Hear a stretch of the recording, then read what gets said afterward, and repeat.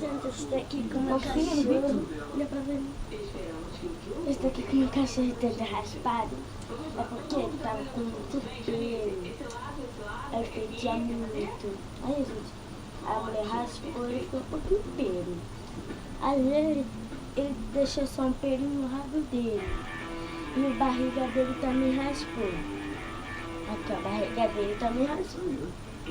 Né? E o cabelo dele, a mão dele é toda branquinha, o pai dele é todo chapéu. E ele tinha 12 irmãos. Uma branquinha,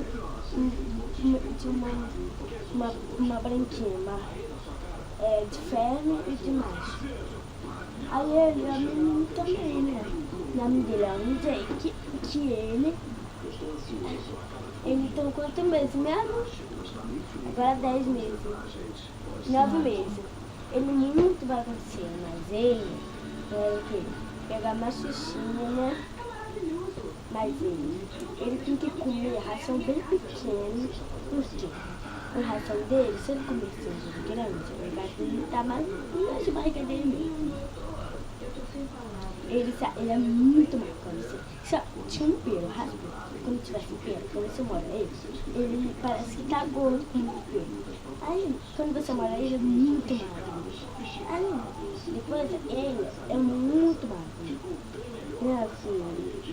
Mas olha, ele tem um pouquinho de pulga, ele tem um pouquinho de carrapato. Só que ele tá tomando remédio pra matar pulga, só que sumiu. Quando ele tomou, ele parou. Ele tem mais mãos, ele tinha pulga. Aí ele gosta de deitar aqui pra fazer carinho na barriga dele. Ele dorme só sonhando, sonhando. Aí ele é muito bem. Aí o aniversário dele é mesmo? Aniversário?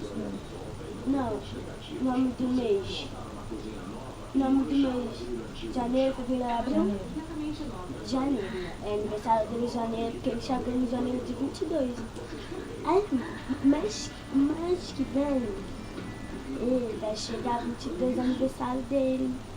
E ele já tinha 1 ano, vai fazer 2 anos. Aí, ele tá muito bagunceiro. Ele gosta de papai, quando o papai tá dormindo, ela recebe a filha dele. Aí quando ele vê minha mãe, ele late, corre. Ele assusta a pessoa dormindo, late muito. Aí ele não tá mais um pelo embolado. Ele tinha muito pelo. Aí, quando ela muito pelo, muito embolado. Não tinha barulho de chorar, todo raspou.